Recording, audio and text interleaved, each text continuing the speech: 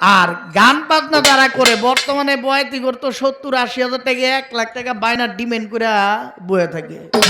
একটা উচিত কথা কইয়া যায়, ইউটিউব সাক্ষী, ঠিক আছে, এটা ইন্টারন্যাশনাল, সারা বাংলাদেশ নয় বিশ্বের মানুষের শুনবো, যেখানে বাংলা ভাষাভাষী আছে সমস্ত বাঙালিদের উদ্দেশ্যে, সব পুরুষ কমিটির উদ্দেশ্যে কয়ে যায়, যেই বয়াতি টেকার ডিমেন্ড লয়ে গান গাইব ওর গান শুনবেন না, হারাম। এ কথাটা সত্যই, চির সত্য কথা। বয়তিরা ডিমেন্ড করে, আরে ওলি আল্লাহর গান গামো, আল্লাহ রাসূলের কথা কম, কোরআন হাদিসের কথা কম, আবার টাকার ডিমেন্ড লইয়া কোরআন শরীফের আয়াত দেখেন, সূরা বাকারার মধ্যে আল্লাহ পাক বলেছে, অর্থের বিনিময়ে একটা আয়াতকেও যদি মানুষ বিক্রি করে, ওই টাকা দিয়ে সে তার পেটে মধ্যে যা ভরলো, ওই উদরে দোজকের আগুন ভরলো। বর্তমানে বড় বড় মাওলানারা এই 1 লাখ 1.5 লাখ 3 লাখ টাকা কি এর বলে হেলিকপ্টার দিয়ে যায়, হ্যাঁ, এই যে ডিমেন্ডটা করে, তারা কি এই কোরআনের আয়াতটা পড়ে নাই? তাহলে তারা ডিমেন্ড করে যায় কেন? আমি বলতে পারি যে আমি কখনো ডিমেন্ড করে কোনো গানে যাই না। মানুষে ভালোবাসা যা দেয় মুট করে গনিও না, লইয়া আইয়া পড়ি, আরে যা দিছে হয়তো জানে যে আমার খরচটা কেমন।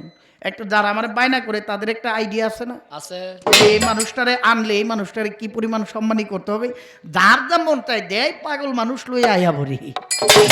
তবে শিল্পীদের মধ্যে একজন শিল্পী ছিল বাউলের সম্রাট আব্দুর রশিদ সরকার। জীবনে অনেক জায়গায় গান গাইছে মাগনা, আরো নিজের টাকা খরচ কইরা।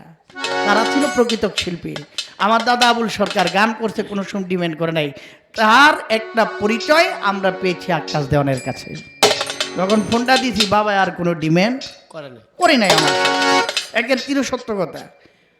একটা কইছিল, আমি কইছি আব্বা আপনি যদি দূর পারেন একটু সম্মানই করেন কমিটিরে, ডাইরেক্ট কথা কয়ে লইয়া বসি, যাক দিলে উপমা এমন দিবেন যাতে একজনের গায়ে এসে লাগে, ওই ধরনের উপমার দরকার নাই। এটা আমি ছেলে হিসাবে মানে এই জিনিসটা আপনার কাছে আবদার রাখলাম। মামুন সরকার আমার জন্য বায়না ধরছে কুমিল্লা, উদাহরণস্বরূপ কথাটা বলছি। বায়না কত? আকাশ দেওয়ানের 600, আর আমি সিনিয়র জুনিয়র একটু হ্যার একটু জুনিয়র হিসেবে আমার 500 দিয়েন, তাহলে 1100 বায়না। তো মামুন সরকার আমার কইলো, বাবা একটা গান আছে কুমিল্লা অমুক তারিখ, খালি আছে নি? হ, তা আমার সাথে গানটা গাইতে, গানটা আমার বন্ধু বান্ধব আত্মীয় স্বজনের মধ্যে এই 2 জনের মিলে 600 টাকা দিব। তা আমি কইলাম আচ্ছা ঠিক আছে।